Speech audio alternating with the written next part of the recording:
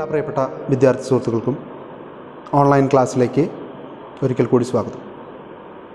ഇന്ന് നമ്മൾ നേരത്തെ പറഞ്ഞു വെച്ചതുപോലെ തന്നെ ബ്യൂറോ ചീഫിനെയും ചീഫ് റിപ്പോർട്ടറെയൊക്കെയാണ് കാണാനായിട്ട് പോകുന്നത്.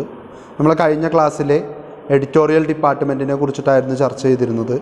എഡിറ്റോറിയൽ ഡിപ്പാർട്ട്മെൻറ്റിലെ ഏറ്റവും പ്രധാനപ്പെട്ട ചീഫ് സബ് എഡിറ്ററെയും അൺസങ് ഹീറോ എന്നറിയപ്പെടുന്ന സബ് എഡിറ്ററെയും നമ്മൾ പരിചയപ്പെട്ടു.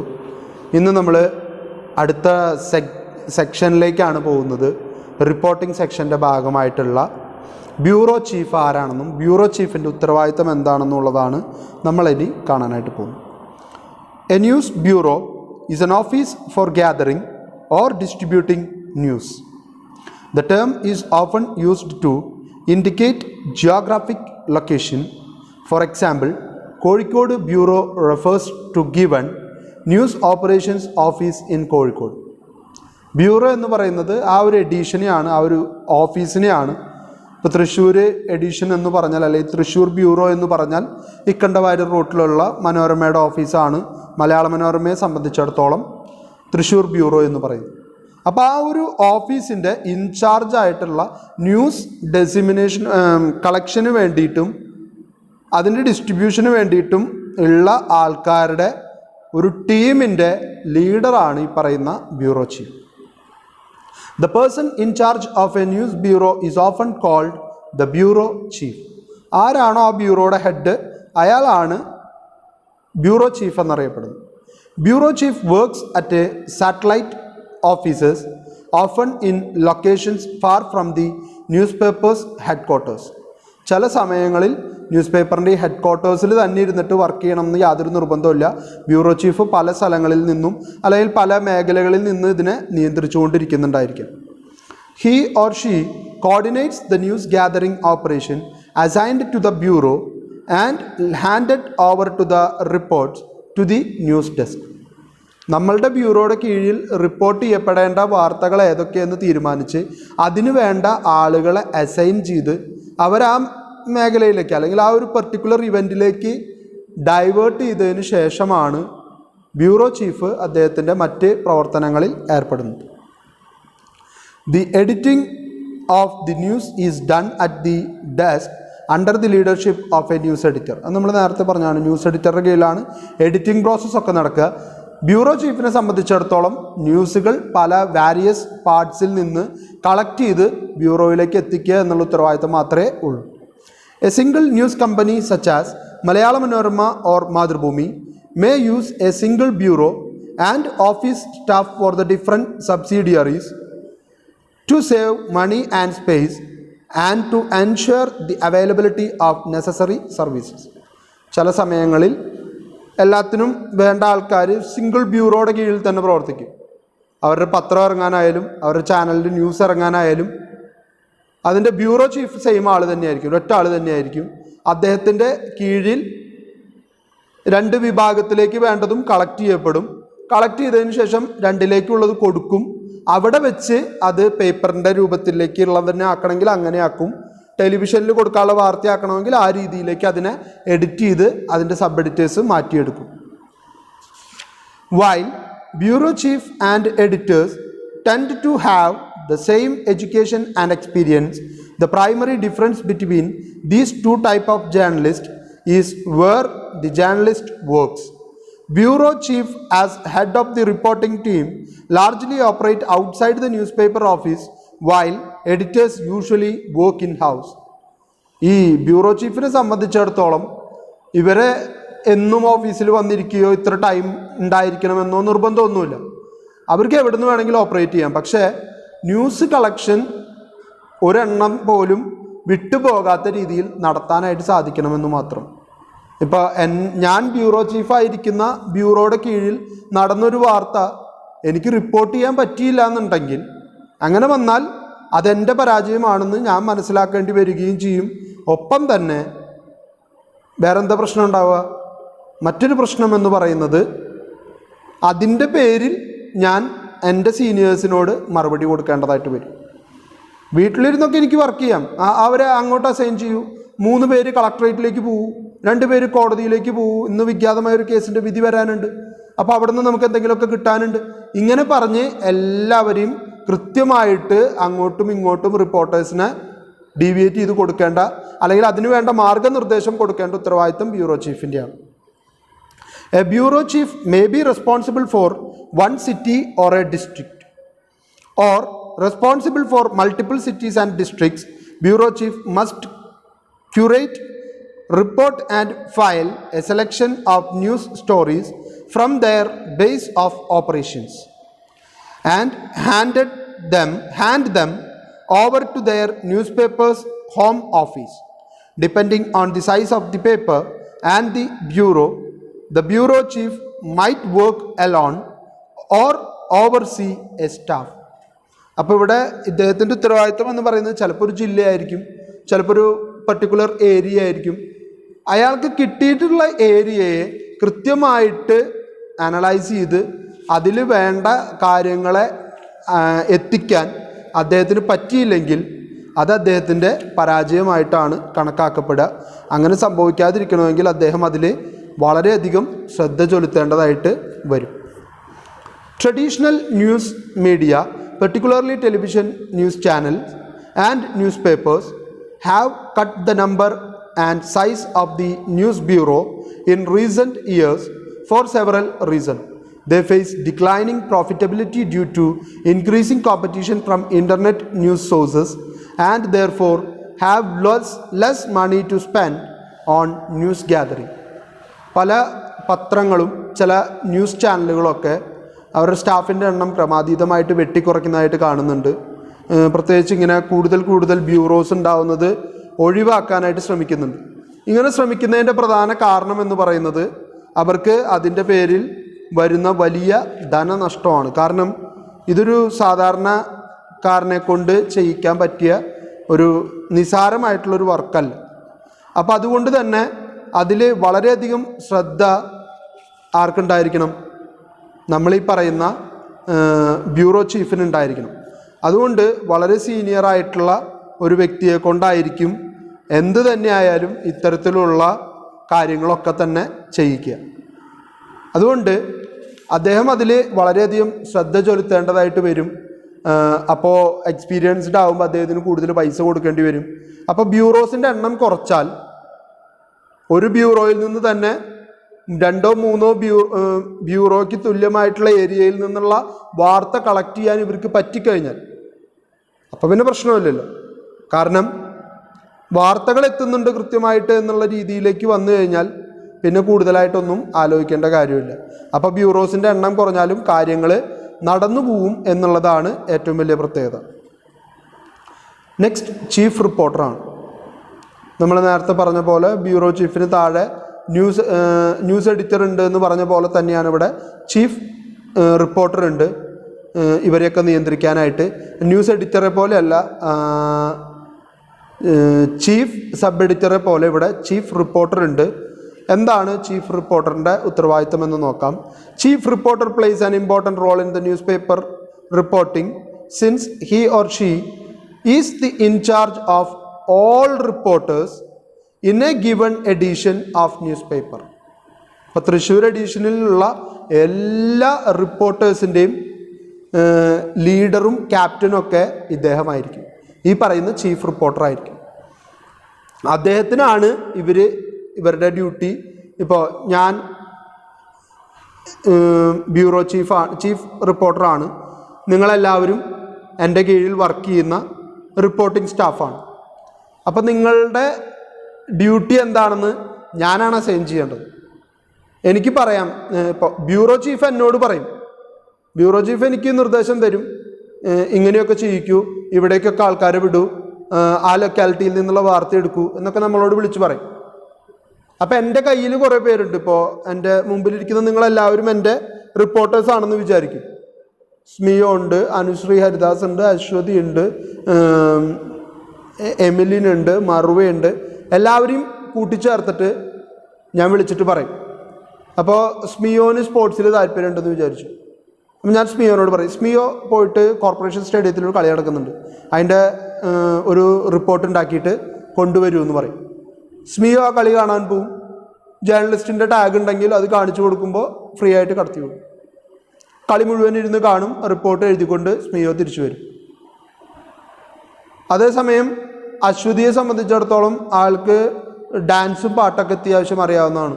അപ്പോൾ ഞാൻ പറയും, ലളിതകലാ അക്കാദമിയിൽ ഒരു നൃത്തോത്സവം നടക്കുന്നുണ്ട്, ഇയാൾ പോയിട്ട് അതിൻ്റെ കാര്യങ്ങൾ റിപ്പോർട്ട് ചെയ്തിട്ട് വരും. എമിലിന് അത്യാവശ്യം കോടതിയുമായിട്ട് ബന്ധപ്പെട്ട കാര്യങ്ങൾ ചെയ്യാനാണ് താല്പര്യമെന്ന് എനിക്കറിയാമെന്നുണ്ടെങ്കിൽ, ഞാനാണ് ചീഫ് റിപ്പോർട്ടറെങ്കിൽ ഞാൻ എമിലിനോട് പറയും, എമിലിൻ ഇന്ന് തൃശ്ശൂർ ജില്ലാ കോടതിയിൽ പോവുക, അവിടെ നടക്കുന്ന പ്രമാദമായിട്ടുള്ള കേസുകളെ കുറിച്ചുള്ള റിപ്പോർട്ടുകൾ കൃത്യമായിട്ട് ഉണ്ടാക്കിയിട്ട് കൊണ്ടുവരും. അങ്ങനെ നിങ്ങൾ ഓരോ സ്ഥലത്തേക്ക് ഡീവിയേറ്റ് ചെയ്ത് വിടേണ്ട ഉത്തരവാദിത്തം എൻ്റെയാണ്. അതെനിക്ക് എൻ്റെ ബ്യൂറോ റിപ്പോർട്ടർ അല്ലെങ്കിൽ ചീഫ് ബ്യൂറോ അദ്ദേഹം എനിക്ക് തന്നിട്ടുണ്ടാവും. ആ തന്നിട്ടുള്ളതിനെ ബേസ് ചെയ്തിട്ടാണ് ഞാൻ ഓരോരുത്തരെ അസൈൻ ചെയ്യുക. കാരണം നിങ്ങൾ എൻ്റെ കീഴിലാണ് വർക്ക് ചെയ്യുന്നത്. നിങ്ങളോട് ആരും ഡയറക്റ്റ് ചോദിക്കില്ല, എവിടെ പോയി, എന്ത് ചെയ്തു എന്നൊന്നും ചോദിക്കില്ല. ചോദ്യം വരെ ചീഫ് റിപ്പോർട്ടറോടാണ്, എന്നോടാണ്. ഞാനാണ് ആൻസറബിൾ ആയിട്ടുള്ള വ്യക്തി. ഞാനവിടെ കൃത്യമായിട്ട് പറയണം, ഞാൻ ഇന്ന ആൾക്കാർ ഇന്ന കാര്യങ്ങൾ കണ്ടെത്താനായിട്ട് വിട്ടിട്ടുണ്ട്, അവർ ഇന്ന സമയത്ത് തിരിച്ചു വരും, അവർ വന്ന ഉടനെ അവരുടെ റിപ്പോർട്ട് നമ്മൾ പ്രിൻ്റ് ചെയ്ത് കയറ്റും. പ്രശ്നം തീർന്നു. After discussion with the news editor regarding the coverage of the news, the chief reporter allocate assignments to reporters. ആണ് ഞാൻ ആദ്യമേ പറഞ്ഞത്. ചീഫുമായിട്ട് ഞാനാണ് ചർച്ച ചെയ്യുക. സാർ, ഇന്ന് ഏതൊക്കെ കാര്യങ്ങൾ നമ്മൾ കവർ ചെയ്ത് പോകണം, ഏതെങ്കിലും ഒഴിവാക്കേണ്ടതുണ്ടോ, ഏതെങ്കിലും പുതിയതായിട്ട് ആഡ് ചെയ്യേണ്ടതുണ്ടോ? കാരണം ഇവർക്കൊക്കെ കൃത്യമായിട്ട് വാർത്ത കിട്ടുന്ന ചില സ്ഥലങ്ങളുണ്ടായിരിക്കും. ഇപ്പോൾ ഞാൻ ഈ പറഞ്ഞ കോടതി, ഇന്ന് സൗമ്യ വധക്കേസിൻ്റെ വാദം ഉണ്ടെങ്കിൽ ഇന്ന് കോടതി പോയി കഴിഞ്ഞാൽ എന്തെങ്കിലും കിട്ടും, എന്തെങ്കിലും ഒരു ചെറിയ കോളത്തിനുള്ള റിപ്പോർട്ട് ചെയ്യാനെങ്കിലും കിട്ടും. അതുപോലെ തന്നെ സ്റ്റേഡിയങ്ങൾ അല്ലെങ്കിൽ പൊതുപരിപാടികൾ നടക്കാൻ സാധ്യതയുള്ള ഹാളുകൾ, മൈതാനങ്ങൾ, ഇവിടെയൊക്കെ പോയി കഴിഞ്ഞാൽ എന്തെങ്കിലുമൊക്കെ വാർത്ത കിട്ടാനുള്ള സാധ്യത. ഇപ്പോൾ ഈ പറഞ്ഞ പോലെ ലളിതകലാ അക്കാദമി, സംഗീത നാടക അക്കാദമി, അവിടെ നാടകോത്സവം നടക്കുന്നു. റഷ്യൻ നാടകങ്ങൾ അല്ലെങ്കിൽ മറ്റ് യൂറോപ്യൻ രാജ്യങ്ങളിൽ നിന്നുള്ള നാടകങ്ങൾ, മലയാള നാടകങ്ങളൊക്കെ മാറ്റിവരയ്ക്കുന്ന വലിയൊരു മത്സരം നടക്കുന്നു. അല്ലെങ്കിൽ അവിടെ KTDCയുടെ കോർപ്പറേറ്റ് ഓഫീസുണ്ട്, KTDC പായസമേള നടത്തുന്നു, മുള കൊണ്ടുള്ള സാധനങ്ങൾ ഉണ്ടാക്കി വിൽക്കുന്നതിൻ്റെ പ്രദർശനം നടത്തുന്നു. ഇതൊക്കെ പറഞ്ഞിട്ട് ഇതിൻ്റെയൊക്കെ റിപ്പോർട്ട് എടുക്കാൻ ഓരോരുത്തർ ആ ഭാഗത്തേക്ക് വിട്ടാൽ അവരതിൻ്റെ റിപ്പോർട്ട് കളക്ട് ചെയ്തിട്ട് അവിടുത്തെ സാധനങ്ങളുടെ വില, ഇപ്പോൾ പായസമേളയെ റിപ്പോർട്ട് ചെയ്യാനാണ് ഞാനൊരാളെ സൈൻ ചെയ്തിരിക്കുന്നത്. ആരാ സൈൻ ചെയ്യും? നല്ല ആക്രാന്തമുള്ളത് ആരും നമ്മുടെ ക്ലാസ്സിൽ, വെറുതെ ചോദിച്ചാൽ കേട്ടോ. പായസത്തിനെയൊക്കെ റിപ്പോർട്ട് ചെയ്യണമെങ്കിൽ ഞാൻ തന്നെ പോകണം. കാരണം കൂട്ടത്തിൽ നന്നായിട്ടെല്ലാം കുടിക്കാനും അത് നോക്കി അതിൻ്റെ ടേസ്റ്റിലൊക്കെ അനലൈസ് ചെയ്യാനും നിങ്ങളെക്കാൾ ബെറ്റർ ഞാനായിരിക്കും. നിങ്ങളൊക്കെ തൊട്ട് ഓക്കെ മതി, നന്നായിട്ടുണ്ട് എന്ന് പറയുന്ന സ്കീമിലുള്ള ആൾക്കാരല്ല. എന്തായാലും സിയാദിനെ വിടാം. സിയാദിന് ദേഷ്യമൊന്നും തോന്നില്ല എന്ന് വിചാരിക്കുന്നു. സ്പോർട്സ്മാൻ സ്പിരിറ്റിലെടുക്കുക. സിയാദാണ് പായസമേള റിപ്പോർട്ട് ചെയ്യാൻ പോകുന്നത്. ജേർണലിസ്റ്റിൻ്റെ ടാഗ് കഴുത്തിലുള്ളതുകൊണ്ട് പായസമേളയിലേക്ക് കടന്നു ചെല്ലാനും ഓരോ പായസം ഓരോ ഗ്ലാസ് വെച്ച് ടേസ്റ്റ് ചെയ്യാനും സിയാദിന് കിട്ടും. സിയാദിന് സന്തോഷമായി, എല്ലാത്തിൻ്റെയും രുചി നോക്കി. എന്നിട്ട് സിയാദ് പിറ്റേ ദിവസത്തെ പത്രത്തിൽ ഒരു കോളം പോലെ കൊടുക്കും. KTDCയുടെ നേതൃത്വത്തിൽ പായസമേള, തൃശ്ശൂർ KTDC ഓഫീസിൻ്റെ മുൻവശത്താണ് പായസമേള അരങ്ങേറുന്നത്. ചക്ക, മാമ്പഴം, അടപ്രഥമൻ, ശർക്കര പായസം തുടങ്ങിയ വെറൈറ്റി കോമ്പിനേഷനുകളാണ് ഇത്തവണ പായസമേളയിൽ പ്രദർശിപ്പിച്ചിരിക്കുന്നത്. പായസമേളയിലെ ഏറ്റവും രുചികരമായത് ചക്കപ്പായസം തന്നെയാണ്. അത് 2-3 ഗ്ലാസ് സിയാദ് ചിലപ്പോൾ പഠിച്ചിട്ടുണ്ടാവും. അപ്പോൾ സിയാദ് അതിനൊന്ന് പൊക്കി എഴുതുമായിരിക്കാം. വാട്ട് എവർ ഇറ്റ് ഈസ്, ഇതാണ് ഒരു സാധ്യത എന്ന് പറയുന്നത്. ഇങ്ങനെയാണ് റിപ്പോർട്ട് ഓരോ പത്രത്തിലും ഓരോ ദിവസങ്ങളിലും വരുന്നത് എന്ന് പറഞ്ഞ് മനസ്സിലാക്കാൻ വേണ്ടി പറഞ്ഞു എന്നേ ഉള്ളൂ. സിയാദിന് വിഷമമൊന്നുമില്ലല്ലോ, വിഷമം ഉണ്ടെങ്കിലും കുഴപ്പമില്ല. He or she coordinates the news collection task so that nothing important is missed by the reporters. ഒന്നും മിസ്സാവാതിരിക്കേണ്ടത് ചീഫ്. അതാണ് ഞാൻ ആദ്യമേ പറഞ്ഞത്. ബ്യൂറോ ചീഫ് എന്നോടോ ചോദിക്കുക, നിങ്ങളോട് ആരോട് ചോദിക്കില്ല. എന്തുകൊണ്ട് ആരും അത് റിപ്പോർട്ട് ചെയ്യാൻ പോയില്ല? ഉടനടി നിങ്ങളൊക്കെ കൂടി ഉത്തരം പറയും. ചീഫ് റിപ്പോർട്ടർ അരുൺ സാർ ഞങ്ങളെ ആരെയും അത് അസൈൻ ചെയ്തിരുന്നില്ല, അതിനാൽ ഞങ്ങളാരും അങ്ങോട്ട് പോയില്ല. നിങ്ങളുടെ മറുപടി കംപ്ലീറ്റ് ആണ്. പിന്നെ മറുപടി പറയേണ്ട ആൾ ഞാൻ പെട്ടു. എന്തുകൊണ്ട് ഞാൻ ആരും വിട്ടില്ല? അടുത്ത ചോദ്യം എന്നോട് വരും. അപ്പോൾ അതിന് ഞാൻ മറുപടി പറയേണ്ട വ്യക്തിയാണ്. അത് ഞാൻ മറുപടി പറയാൻ തയ്യാറായിരിക്കണം. The major responsibility of a chief reporter are given below. ഇനി എന്തൊക്കെയാണ് ഒരു ചീഫ് റിപ്പോർട്ടർക്ക് ഉണ്ടായിരിക്കേണ്ട ക്വാളിറ്റി, അദ്ദേഹം ശ്രദ്ധിക്കേണ്ട 6 കാര്യങ്ങൾ ഏതൊക്കെയെന്നുള്ളതാണ് നമ്മൾ പറയാൻ പോകുന്നത്. News hunting. Chief reporter allocate expected and unexpected news and make plan for special coverage of the news. വലിയൊരു ബുദ്ധിമുട്ട് പിടിച്ച പരിപാടിയാണ്. ന്യൂസ് ഹണ്ടിങ് ആണ്, ന്യൂസിന് വേണ്ടിയിട്ടുള്ള വേട്ട. എവിടെ നടത്തണം, എങ്ങനെ നടത്തണം എന്നുള്ളത് വളരെ ശ്രമകരമായിട്ടുള്ള ജോലിയാണ്. ഞാൻ ഇന്നൊരു വാർത്ത ഉണ്ടാവുമെന്ന് വിചാരിച്ചിട്ട് എനിക്കൊരു സ്ഥലത്തേക്ക് വിടാൻ പറ്റുമോ? ഇപ്പോൾ ഒരു കെട്ടിടം, ആ കെട്ടിടം പെട്ടെന്ന് ഇടിഞ്ഞു പൊളിഞ്ഞു വീണു. എൻ്റെ റിപ്പോർട്ടറോട് എനിക്ക് പറയാൻ പറ്റും, ഇന്നൊരു ഉച്ചയ്ക്ക് 11:30 ആകുമ്പോൾ ആ കെട്ടിടം തകർന്നു വീഴും, നീ അവിടെ പോയി റിപ്പോർട്ട് ചെയ്യാൻ നിന്നു. ഒരു ഫോട്ടോഗ്രാഫറെയും കൊണ്ടപ്പോൾ അത് തകർന്നു വീഴുന്നത് ഫോട്ടോ എടുത്തോ. അതേസമയം മരട് എന്ന് പറയുന്ന സ്ഥലത്ത് 3 ഫ്ലാറ്റ് പൊളിച്ചു കളഞ്ഞപ്പോൾ നമ്മളെല്ലാവരും ലൈവായിട്ട് ടി വിയിൽ കണ്ടു. കാരണം ഇത്ര മണിക്ക് ഇത് പൊളിക്കുമെന്ന് പറഞ്ഞിട്ടുള്ള കാര്യമാണ്, അല്ലാതെ അത് അൺഎക്സ്പെക്റ്റഡ് ആയിട്ട് പൊളിഞ്ഞു വീണതൊന്നുമല്ല. അത് ഭൂമി കയ്യേറ്റത്തിൻ്റെ പേരിൽ ആ ഫ്ലാറ്റുകൾ പൊളിച്ചു കളയണമെന്ന് കോടതി പറഞ്ഞതിൻ്റെ നിർദ്ദേശപ്രകാരം സമയം നിഷ്കർഷിച്ച് ആ സമയത്താണ് അത് പൊളിക്കുന്നത്. അതുകൊണ്ടാണ് നമുക്കതൊക്കെ ലൈവായിട്ട് ഇങ്ങനെ ടി വിയിലിരുന്ന് കാണാൻ പറ്റിയത്. അപ്പോൾ ഈ അൺഎക്സ്പെക്റ്റഡ് വാർത്തകൾ എവിടുന്ന് കിട്ടും, എങ്ങനെ കിട്ടും? അതിനാണ് പറയുന്നത്, ചില സ്ഥലങ്ങളിലേക്ക് നമ്മളൊരു സാധ്യത മുന്നിൽ കണ്ടിട്ട് ആൾക്കാർ വിടും. ഇപ്പോൾ ഒരു പ്രതിഷേധ പ്രകടനം നടക്കണം, നമ്മളവിടേക്ക് ഒരു റിപ്പോർട്ടർ വിടും. ചിലപ്പോൾ അതൊന്നും ഉണ്ടാവില്ല, വെറുതെ അവർ 4 മുദ്രാവാക്യം വിളിച്ച് ആ റോട്ടിൽ കൂടെ ഇങ്ങനെ നടന്നു പോകും. ചിലപ്പോൾ അൺഎക്സ്പെക്റ്റഡ് ആയിട്ട് അതിൽ നിന്നൊരാൾ പോലീസിന് നേരെ കല്ലെറിഞ്ഞാൽ പോലീസ് അവരെ തടയും, ലാത്തി ചാർജ് ഉണ്ടാവും, ജലപീരങ്കി ഉപയോഗിക്കും, ചിലപ്പോൾ ടിയർ ഗ്യാസ് ഉപയോഗിക്കേണ്ടി വരും. അപ്പം അത് അൺഎക്സ്പെക്റ്റഡായി. പക്ഷേ അവിടെ ഒരു എക്സ്പെക്റ്റേഷൻ കണ്ട് നീ പോയിട്ടത് ജസ്റ്റ് ഒന്ന് കവർ ചെയ്തിട്ട് പോരേ എന്ന് പറഞ്ഞിട്ട് ഒരാളെ വിട്ടാൽ, നിങ്ങൾ റൺ ബേബി റൺ എന്ന സിനിമ കണ്ടിട്ടുണ്ടായിരിക്കും. അതിൽ എല്ലാവരും എക്സ്ക്ലൂസീവ് പ്രതീക്ഷിച്ച് നിൽക്കുന്ന സമയത്ത് ശിവജി ഗുരുവായൂരിൻ്റെ ക്യാരക്ടർ 2 വാചകം പറഞ്ഞ് സിമ്പിളായിട്ട് കയ്യടി മേടിച്ച് മുദ്രാവാക്യവും വിളിച്ച് ഇറങ്ങി കൂളായിട്ട് പോകും. മഹിളാവേദി പ്രവർത്തകർ അദ്ദേഹത്തെ തടയാനായിട്ട് വന്നിട്ടുള്ളവരാണ്. പക്ഷെ അവർക്കൊന്നും ചെയ്യാൻ പറ്റാതെ അദ്ദേഹം അവരെ നിശബ്ദരാക്കുന്ന ഒരവസ്ഥ. ഈ സമയത്താണ് മന്ത്രിക്ക് നേരെ മോഹൻലാൽ ചെരുപ്പെടുത്തെറിയുന്നതും ഷൂ എറിയുന്നതും അതിൻ്റെ പേരിൽ പോലീസ് ലാത്തി ചാർജ് നടത്തുന്നു. അപ്പോൾ അതൊരു എക്സ്ക്ലൂസീവായി അവിടെ ഒരു വാർത്ത ക്രിയേറ്റ് ചെയ്യപ്പെട്ടു. മന്ത്രിയെ കരാവോ ചെയ്യാൻ വന്ന മഹിളാ വേദി പ്രവർത്തകരെ പോലീസും മന്ത്രിയുടെ പാർട്ടി മെമ്പേഴ്സും അടിച്ചൊതുക്കുന്നു. അപ്പോൾ അവിടെ ചർച്ച ചെയ്യാനൊരു വിഷയം ഉണ്ടായി. ഇതാണ് ഞാൻ പറഞ്ഞത്, ന്യൂസ് ഹണ്ടിങ് എന്ന് പറയുന്നത് വളരെ ഇമ്പോർട്ടൻ്റ് ആയിട്ടുള്ളൊരു കാര്യമാണ്. ചിലപ്പോൾ പ്രതീക്ഷിക്കാത്ത ന്യൂസുകൾ കിട്ടും, ചിലപ്പോൾ പ്രതീക്ഷിച്ചെടുത്തുനിന്ന് പ്രതീക്ഷിച്ചത്ര വെയിറ്റേജിലൊന്നും കിട്ടിയില്ല എന്ന് വരും. എന്ത് തന്നെയായാലും നമ്മളെപ്പോഴും ഹണ്ടിങ്ങിലായിരിക്കണം. വേട്ടക്കാരനെ സംബന്ധിച്ചിടത്തോളം ഇര എപ്പോൾ കുടുങ്ങും എന്നുള്ളത് കണ്ണിമ ചിമ്മാതെ നോക്കിക്കൊണ്ടിരിക്കാൻ കഴിയുന്നവനായിരിക്കണം. അല്ലെങ്കിൽ അമ്പ ചെയ്തിട്ട് വീഴ്ത്തുന്ന ആളാണെങ്കിൽ ലക്ഷ്യം ഭേദിക്കുമെന്ന് ഉറപ്പാകുന്നത് വരെ ആ കോൺസെൻട്രേഷനിൽ തന്നെ നിൽക്കണം. ഇപ്പൊന്നും നമ്മുടെ ലക്ഷ്യം നമ്മുടെ അമ്പിന് നേരെ വരില്ല എന്ന് വിചാരിച്ച് ഒരു നിമിഷം അയാളുടെ കണ്ണ് തെറ്റിയാൽ ചിലപ്പോൾ ആ സമയത്ത് മിസ്സായി പോയിട്ടുണ്ടായിരിക്കും ടാർഗറ്റ്. അതാണ് ന്യൂസ് ഹണ്ടിങ് എന്നിവിടെ എഴുതാനായിട്ട് കാരണം. 2 ബീറ്റ് മാനേജ്മെൻ്റ് ആണ്. Chief reporter decide what type of assigned beat is covered on A particular day. Beat എന്ന് പറഞ്ഞാൽ ഒരു പെർട്ടിക്കുലർ ഇൻസിഡൻ്റ് ആണ്. ഇപ്പോൾ സ്പോർട്സ് ബീറ്റ് ഉണ്ടാവും, പൊളിറ്റിക്കൽ ബീറ്റ് ഉണ്ടായിരിക്കും. ആ ബീറ്റ് എന്ന് പറഞ്ഞാൽ അതിനെക്കുറിച്ച് പറയാനുള്ള കാര്യം. അപ്പോൾ ഇവിടെ ചീഫ് റിപ്പോർട്ടർ തീരുമാനിക്കണം ഏതൊക്കെ വിഷയങ്ങളിലുള്ള ബീറ്റുകളാണ് ഇന്ന് കവർ ചെയ്ത് പോകേണ്ടത്, ഏതൊക്കെ ഇൻസിഡൻസ് ആണ് ഇന്ന് നിർബന്ധമായിട്ടും നമ്മുടെ പത്രം ഫോക്കസ് ചെയ്യേണ്ടത്. ആ ഫോക്കസ് ചെയ്യണമെന്ന് തീരുമാനിച്ച കാര്യങ്ങളിലേക്ക് ഓരോ റിപ്പോർട്ടേഴ്സിനെ അസൈൻ ചെയ്ത് കൊടുക്കണം. അയാൾ അവിടെ നിന്ന് ഒരു ബീറ്റുമായിട്ടേ വരാൻ പാടുള്ളൂ. എനിക്ക് കോടതിയാണ് കിട്ടിയതെങ്കിൽ കോടതിയിൽ നിന്ന് ഞാൻ ഇന്നേക്ക് എഴുതാനുള്ള ഒരു ബീറ്റും കൊണ്ട് എനിക്ക് തിരിച്ച് ഓഫീസിലേക്ക് വരാൻ പറ്റുള്ളൂ. എനിക്ക് ആവശ്യത്തിന് വാർത്ത കിട്ടി, എനിക്ക് വേണമെങ്കിൽ വീട്ടിൽ പോയിട്ട് കിടന്നുറങ്ങാം, ഒരു കുഴപ്പമില്ല. കാരണം എൻ്റെ ചീഫ് റിപ്പോർട്ടർ എന്നെ ഏൽപ്പിച്ചിട്ടുള്ള ഡ്യൂട്ടി എൻ്റെ കഴിഞ്ഞു.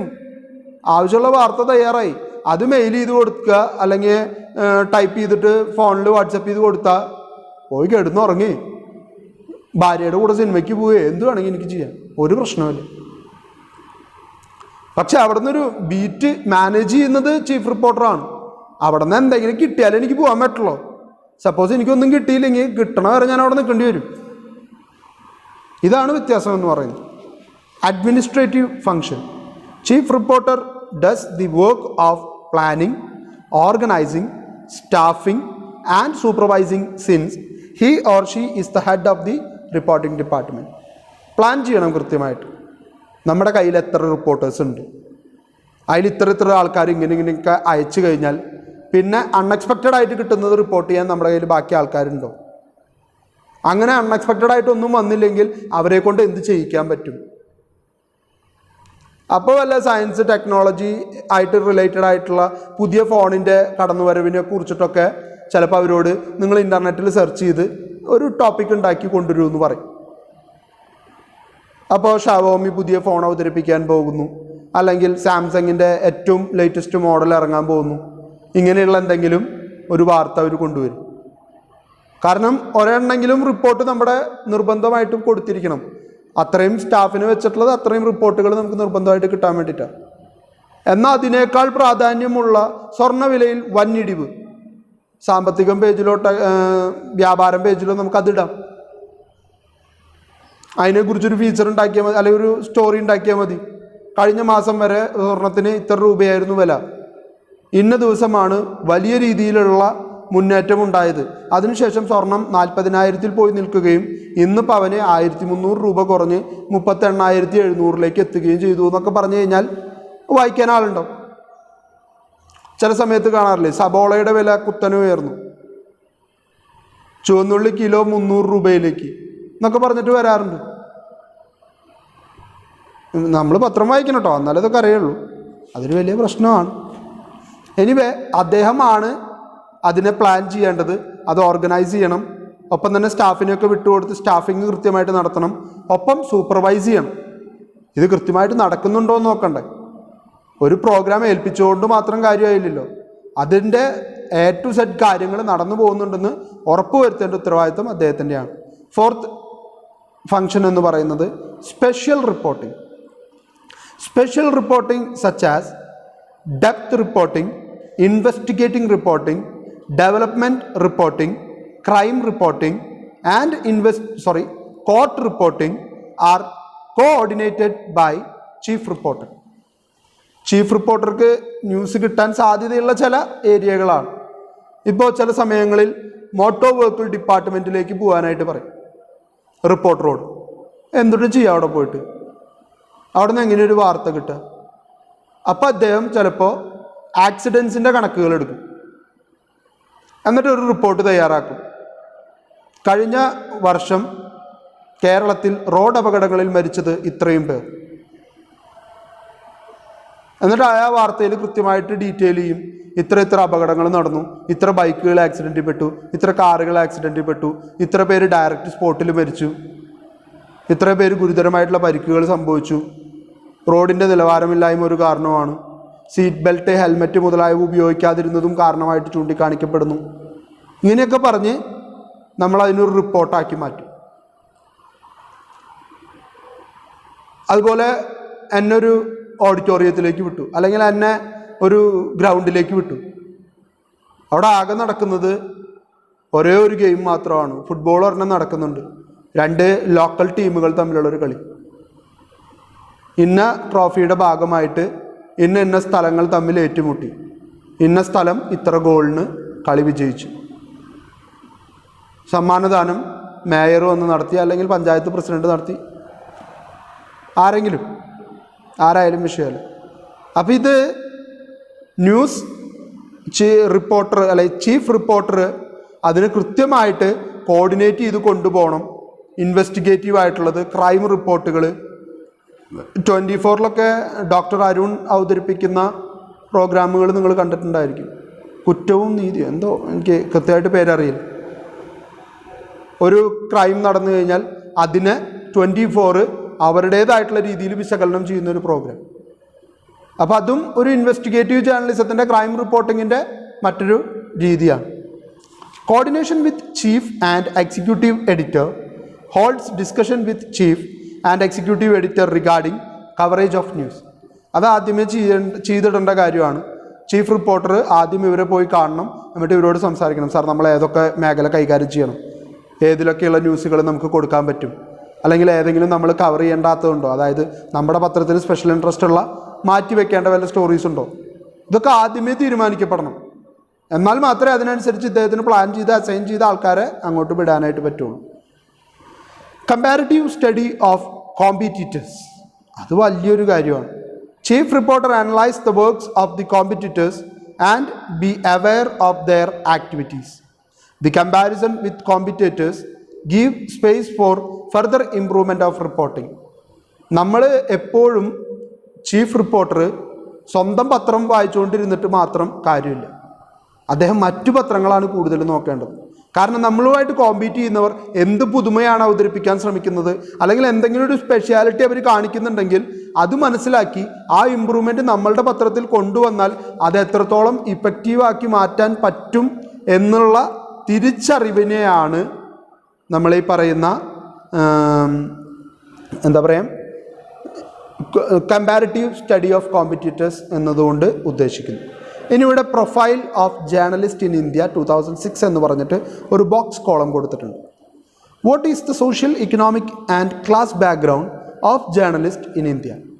A study conducted among the journalists of 40 national media organizations by Media Studies Group, New Delhi, published its report in 2006. 2007 ഈ ജേർണലിസ്റ്റിൻ്റെ ബാക്ക്ഗ്രൗണ്ട്, അദ്ദേഹത്തിൻ്റെ ഇക്കണോമിക് ആൻഡ് സോഷ്യൽ ബാക്ക്ഗ്രൗണ്ട് എത്രത്തോളമാണെന്നുള്ളതിനെ കുറിച്ചിട്ടൊരു സ്റ്റഡി നടത്തിയതാണ്. Hindu upper caste has a monopoly in the national media. 71% of decision making post belong to them. Hindu upper class, ഉയർന്ന ഹിന്ദുക്കളാണ് ഇന്ത്യയിലെ ജേർണലിസ്റ്റുകളുടെ 71%. Huge മെജോറിറ്റിയാണ്. കാരണം അവരുടെ കാസ്റ്റിന് വേണ്ടി, അവരുടെ താല്പര്യങ്ങൾക്ക് വേണ്ടി മാത്രം സംസാരിക്കാവുന്ന രീതിയിലായിരിക്കും വാർത്തകൾ പ്രത്യക്ഷപ്പെടുന്നുണ്ടായിരിക്കുക. കാരണം അവരാണ് ഡിസിഷൻ മേക്കിങ്ങിലെ മെജോറിറ്റി പൊസിഷനിലും ഇരിക്കുന്നതെന്നാണ് പറയുന്നത്. ആ ഉള്ളതിൽ തന്നെ 71% മെജോറിറ്റിയും ഈ പറയുന്ന ഹയർ പൊസിഷനിലാണ്. Among the upper caste, Brahmins has 49% of the major post. 49% Brahmins ആണ് മേജർ പോസ്റ്റ് കൈകാര്യം ചെയ്യുന്നത്. Women hold 17% of major post. Their position is better in the English electronic media 32%. ഇന്ത്യയിലെ പ്രിൻ്റ് മീഡിയയിൽ അല്ലെങ്കിൽ നാഷണൽ മീഡിയയെ കണക്കെടുത്താൽ 17% വുമൺസ് ആണ് മേജർ പോസ്റ്റുകളിലിരിക്കുന്നത്. പക്ഷെ അതിലും ഇംഗ്ലീഷ് മാധ്യമങ്ങൾ എടുത്താൽ, ഇലക്ട്രോണിക് മീഡിയ എടുത്താൽ അതിൽ 32% സ്ത്രീകളുടെ പ്രാതിനിധ്യം നമുക്ക് കാണാനായിട്ട് പറ്റും. ഇത് 2006 കണക്കാണ്. നമ്മളിപ്പോൾ 2020 കണക്കെടുത്താൽ ഒരു 17% എന്നുള്ളത് എങ്ങനെ പോയാലും ഒരു 35-40% സ്ത്രീകളുടെ പ്രാധാന്യം ഇന്ന് മീഡിയയിൽ കാണാനായിട്ട് പറ്റും. Advises and Dalits, Adivasis and Dalits have no representation in the 315 main posts in the national media. 315 പ്രധാനപ്പെട്ട പോസ്റ്റുകൾ ഉണ്ടായിട്ട് അതിലൊരു ദളിതനെയോ ഒരു ആദിവാസിയെയോ നമുക്ക് കാണാനായിട്ട് പറ്റില്ല.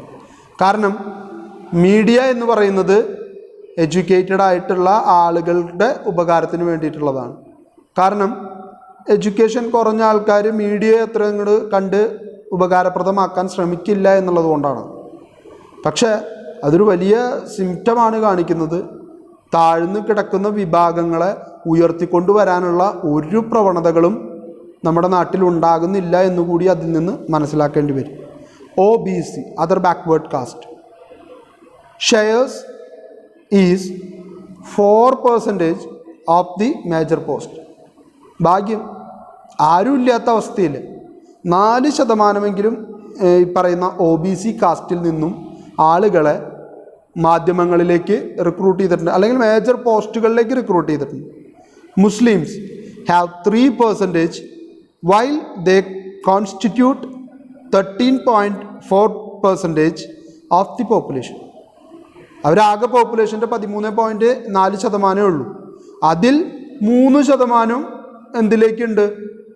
മീഡിയയുടെ മേജർ പോസ്റ്റ് കൈകാര്യം ചെയ്യുന്നതിലേക്ക് കോൺട്രിബ്യൂട്ട് ചെയ്തിട്ടുണ്ട്. Christian shares 4% of the top slot against 2% of the total population. വെറും 2% മാത്രമുള്ള പോപ്പുലേഷനിലുള്ള ക്രിസ്ത്യൻസ് 4% കോൺട്രിബ്യൂട്ട് ചെയ്യുന്നത്. അപ്പോൾ അത് വളരെ വലിയൊരു ഹൈക്കാണ്. അവർക്കുള്ള പോപ്പുലേഷനിൽ നിന്നും ഇരട്ടി % അവർ മീഡിയയിലേക്ക് കോൺട്രിബ്യൂട്ട് ചെയ്യുന്നത്. അപ്പോൾ അതൊരു വലിയ കാര്യമാണ്. പക്ഷെ ഇതൊക്കെ 2006 കണക്കായതുകൊണ്ട് തന്നെ ഇപ്പോൾ ഒരു കണക്കെടുത്തു കഴിഞ്ഞാൽ വളരെ വലിയൊരു മെജോറിറ്റിയുടെ വ്യത്യാസം, അല്ലെങ്കിൽ വലിയ രീതിയിലുള്ള ഒരു പെർസെൻറ്റേജിൻ്റെ ചേഞ്ച് നമുക്കിതിൽ കാണാനായിട്ട് പറ്റും. ഇനി നമുക്ക് നെക്സ്റ്റ് ക്ലാസ്സിൽ ചർച്ച ചെയ്യാനുള്ളത് റിപ്പോർട്ടർ എന്നുള്ളൊരു ഭാഗമാണ്. റിപ്പോർട്ടർ എന്നൊരു ഭാഗത്തിൽ India's newsroom dominated by upper caste എന്ന് പറഞ്ഞിട്ട് വീണ്ടും ഒരു ബോക്സ് കോളം കൊടുത്തിട്ടുണ്ട്. നമുക്ക് അതൊന്ന് ഈ ക്ലാസ്സിൽ തന്നെ ചർച്ച ചെയ്തു പോവാം. നമ്മളിപ്പോൾ പറഞ്ഞ കാര്യം തന്നെയാണ്, അപ്പർ കാസ്റ്റിൻ്റെ ഒരു അപ്രമാദിത്യം ന്യൂസ് റൂമുകളിൽ കാണപ്പെടുന്നു എന്നുള്ളതിൻ്റെ മറ്റൊരു തെളിവാണ് ഇവിടെ പറയുന്നത്. ഇത് 2019 കണക്കാണ്.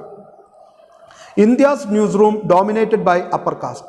A study conducted by Oxfam India and News Laundry in 2019 on journalists in India has some shocking findings. ഞെട്ടിക്കുന്ന ചില സത്യങ്ങൾ കണ്ടെത്തി 2019 അപ്പോൾ വളരെ റീസെൻ്റ് ആയിട്ടുള്ള ഐഡിയ ആണ്. The report should be read against the background of India's demographics. Upper caste 22.8%, OBC 52%, SC 16.6% and the ST 8.6%. Leadership position in all media are dominated by the upper caste and their percentage are given in the brackets. English TV news 89, Hindi TV news 100, English newspapers 92 and Hindi newspaper 88. Upper കാസ്റ്റിൻ്റെ percentage ആണ് ബ്രാക്കറ്റിൽ കൊടുത്തിരിക്കുന്നതെന്നാണ് പറയുന്നത്. English T വിയിൽ 89%, Hindi TV ന്യൂസിൽ 100% upper കാസ്റ്റാണ്. താഴ്ന്ന വിഭാഗത്തിൽ നിന്ന് ആരെയും ഹിന്ദി ന്യൂസ് TV ന്യൂസിലേക്ക് ക്ഷണിക്കുന്നില്ല എന്ന് പറയുന്നത് അവരെ മാറ്റി നിർത്തുന്നതിൻ്റെ, മാർജിനലൈസ് ചെയ്യപ്പെടുന്നതിൻ്റെ തെളിവാണ്. അതുപോലെ തന്നെ 92% ഇംഗ്ലീഷ് ന്യൂസ് പേപ്പേഴ്സും അപ്പർ കാസ്റ്റിന് മാത്രം ഡോമിനേഷൻ കൊടുത്തുകൊണ്ടിരിക്കുകയാണ്. ബാക്കി ആകെ 8% മാറ്റിവെക്കുന്നത്. അപ്പോൾ ജേർണലിസത്തിലും കാസ്റ്റിൻ്റെ ക്ലാസിൻ്റെ സോഷ്യൽ സ്ട്രാറ്റയുടെ എലമെൻ്റ് എടുക്കുന്നുണ്ട് എന്നുള്ളത് നഗ്നമായിട്ടുള്ള സത്യമാണെന്ന് മനസ്സിലാക്കാനായിട്ട് പറ്റും. 3 out of every 4 news anchors of debates in English and in Hindi channels belongs to upper caste. വളരെ മോശം അവസ്ഥയാണ്. 3 എടുത്താൽ 3 out of every 4, 4-ൽ 3 ന്യൂസ് ചാനലിൻ്റെ ചർച്ച എടുത്താൽ അത് ലീഡ് ചെയ്യുന്നത് 3ഉം അപ്പർ കാസ്റ്റിൽ പെട്ടവരായിരിക്കും. ഒരെണ്ണത്തിലെങ്ങാനുമാണ് ലോവർ കാസ്റ്റ് ആൾക്കാരെ കൊണ്ട് ആങ്കർ ചെയ്യിപ്പിക്കുന്നുള്ളൂ. അപ്പോൾ കാസ്റ്റ് റിജിഡിറ്റി എത്രത്തോളം ഉണ്ട് എന്നുള്ളതാണ്. The percentage of upper caste anchors, panelists and writers are given in brackets. English TV news 77%, Hindi TV news 80%, English newspapers 62%, Hindi newspapers 60%, digital media 60% and magazines 57%. അപ്പോൾ വിഷ്വലായിട്ട് കാണപ്പെടുന്ന TV-യിൽ upper കാസ്റ്റിന് മാത്രം പ്രാധാന്യം കൊടുക്കുന്നു എന്നുള്ളത് ഒരു യാഥാർത്ഥ്യമാണ്. കാരണം ഡിജിറ്റൽ മീഡിയയിലേക്കും മാഗസിൻസിലേക്കും ഇറങ്ങുമ്പോൾ ആളാരാണെന്നുള്ളത് വിഷ്വലൈസ് ചെയ്യപ്പെടാത്തത് കൊണ്ട്, പേര് മാത്രം പറയുന്നതുകൊണ്ടും ആളുടെ കാസ്റ്റ് പറയുന്നത് കൊണ്ടും അവിടെ ഒരു 57% ഒതുക്കി നിർത്താനായിട്ട് പറ്റുന്നുണ്ട്. അപ്പോൾ ബാക്കിയുള്ളവർക്ക് അവിടെ സാന്നിധ്യം കൂടുതൽ കിട്ടുന്നുണ്ട് എന്നുള്ളതാണ് കാണിക്കുന്നത്. The report states that India's marginalized caste groups lack access to media platform and discourses that shapes public opinion. അതാണ് ഞാൻ പറഞ്ഞത്. ഇത് വളരെ കൃത്യമായിട്ട് കാണിച്ചു തരാണ്. അവരെ മാറ്റി നിർത്തപ്പെടുകയാണ്. അവരൊരു പബ്ലിക് ഡൊമൈനിലേക്ക് വരുന്നില്ല. അവരൊരു ചർച്ചയിലേക്ക് കടന്നു വരാൻ അവർക്ക് പറ്റുന്നില്ല. അവരുടെ അഭിപ്രായങ്ങളും പബ്ലിക് ഒപ്പീനിയൻ ക്രിയേറ്റ് ചെയ്യപ്പെടുന്ന കാര്യങ്ങളിൽ അവരുടെ അവകാശങ്ങളെക്കുറിച്ച് സംസാരിക്കാൻ പോലും അവർക്ക് അവസരം ലഭിക്കാത്ത രീതിയിൽ അവരെ തടഞ്ഞു നിർത്തുകയാണ്, മാറ്റി നിർത്തുകയാണ്. ഇത് ചോദ്യം ചെയ്യപ്പെടേണ്ട ഒന്നാണ്. അത് പക്ഷെ ചോദ്യം ചെയ്യപ്പെടുന്നില്ല എന്നുള്ളത് വലിയൊരു യാഥാർത്ഥ്യമായിട്ട് നിലനിൽക്കുകയാണ്. This will ultimately lead the marginalised to be invisible. ഇങ്ങനെ മാറ്റി നിർത്തി അവരെ ചേരി തിരിച്ച് കണ്ടു കഴിഞ്ഞാൽ നാളെ അങ്ങനൊരു വിഭാഗം തന്നെ ഇല്ലാതാവുന്ന രീതിയിലേക്ക്, കാണാതെ പോകുന്ന രീതിയിലേക്ക് കാര്യങ്ങൾ നീങ്ങാനുള്ള സാഹചര്യം ഇന്ത്യയിൽ ഉണ്ടാകുമെന്നാണ് ഈ റിപ്പോർട്ട് ചൂണ്ടിക്കാണിക്കുന്നത്. ഇനി അവർ എവിടെയാണ് സോഴ്സ് എന്ന് കൊടുത്തിട്ടുണ്ട്. Who tells our story matters, Oxfam and Newslaundry 2019. ആരാണ് നമുക്ക് ഈ ന്യൂസ് തന്നതെന്നുള്ളതാണ് അവരവിടെ പറഞ്ഞിരിക്കുന്നത്. അപ്പോൾ ഇന്നത്തെ ക്ലാസ്സിൽ നമ്മൾ ബ്യൂറോ ചീഫിനെ കണ്ടു, അതുപോലെ തന്നെ റിപ്പോർട്ടേഴ്സിനെ കണ്ടു, ഒപ്പം തന്നെ കാസ്റ്റ് റിജിഡിറ്റി എത്രത്തോളം മീഡിയ പ്ലാറ്റ്ഫോമുകളെ അടക്കി ഭരിക്കുന്നു എന്നുള്ളതിൻ്റെ ഒരു ചെറിയൊരു അനാലിസിസ് നമ്മൾ കണ്ടു. ചില ലഭ്യമായിട്ടുള്ള വിവരങ്ങൾ വെച്ച് നമ്മളത് മനസ്സിലാക്കാനായിട്ട് ശ്രമിച്ചു. അപ്പോൾ നമുക്ക് വളരെ കൃത്യമായിട്ട് മനസ്സിലായി 100%ഒക്കെയാണ് ടി വി ചാനലുകളിൽ അപ്പർ ക്ലാസ്സിൻ്റെ ഡോമിനേഷൻ നിലനിൽക്കുന്നത്. അപ്പോൾ ഒരു വിഭാഗം മാർജിനലൈസ് ചെയ്യപ്പെടുന്നു. പിന്നെ റിപ്പോർട്ടേഴ്സ് എന്ത് ചെയ്യണമെന്ന് നമ്മൾ പറഞ്ഞു. റിപ്പോർട്ടേഴ്സിന് എങ്ങനെയാണ് അവരുടെ ഡ്യൂട്ടി നമ്മൾ കണ്ടത് ചീഫ് റിപ്പോർട്ടർ എന്ത് ചെയ്യണം എന്നുള്ളത് നമ്മൾ കണ്ടു. റിപ്പോർട്ടേഴ്സ് നമ്മളിനി അടുത്ത ക്ലാസ്സിലാണ് ചർച്ച ചെയ്യുക. റിപ്പോർട്ടർക്ക് ഉള്ള ജോലി, അദ്ദേഹത്തിൻ്റെ ഫങ്ഷൻ, അദ്ദേഹത്തിൻ്റെ ക്വാളിറ്റി. ഒരു റിപ്പോർട്ടർ ആവാൻ നിങ്ങൾക്ക് മിനിമം ഉണ്ടായിരിക്കേണ്ട ചില ക്വാളിറ്റീസ് എന്തൊക്കെയാണെന്നുള്ളതും കൂടി നമ്മൾ അടുത്ത ക്ലാസ്സിൽ പഠിക്കും. അതും ഒരു എസ്സേക്ക് സാധ്യതയുള്ള ചോദ്യമാണ്. കാരണം 10-12 ക്വാളിറ്റീസാണ് റിപ്പോർട്ടർക്കുള്ളത്. സബ് എഡിറ്റർക്കുള്ള ക്വാളിറ്റി വേറെ, റിപ്പോർട്ടർക്കുള്ള ക്വാളിറ്റി വേറെ. അപ്പോൾ അത് നെക്സ്റ്റ് ക്ലാസ്സിൽ നമുക്ക് ചർച്ച ചെയ്യാം. അപ്പോൾ ഒരിക്കൽ കൂടി എല്ലാവരോടും പഠിക്കാനായിട്ടുള്ള കാര്യങ്ങൾ ഓർമ്മിപ്പിക്കുകയാണ്. നിങ്ങളുടെ ഡൗട്ടുകൾ, നിങ്ങൾക്ക് കൂടുതലായിട്ട് അറിയേണ്ട കാര്യങ്ങൾ വല്ലതും ഉണ്ടെങ്കിൽ അത് നിങ്ങൾ അപ്പോൾ നമ്മളുടെ ഇൻട്രാക്ഷൻ സെഷനിൽ ചർച്ചയ്ക്കിടുക. നമുക്കതിനെപ്പറ്റി ചർച്ച ചെയ്യാം, കൂടുതലായിട്ട് സംസാരിക്കാം, തർക്കിക്കാം. നല്ല ആശയപരമായിട്ടുള്ള, ആരോഗ്യപരമായിട്ടുള്ള തർക്കങ്ങൾ എന്തുകൊണ്ടും നിങ്ങൾക്ക് ഉപകാരപ്രദമാകും എന്നുള്ളത് കൊണ്ടാണ് ഞാൻ പറഞ്ഞത് നമുക്ക് തർക്കിക്കാമെന്ന്. ഒപ്പം കൊറോണയുടെ കാര്യത്തിൽ അല്പം കൂടി ജാഗ്രത എല്ലാവരുടെ ഭാഗത്തു നിന്നും ഉണ്ടായിരിക്കുക. നല്ല ദിവസങ്ങളുണ്ടാവട്ടെ എന്ന് ആശംസിക്കുന്നു. Thank you.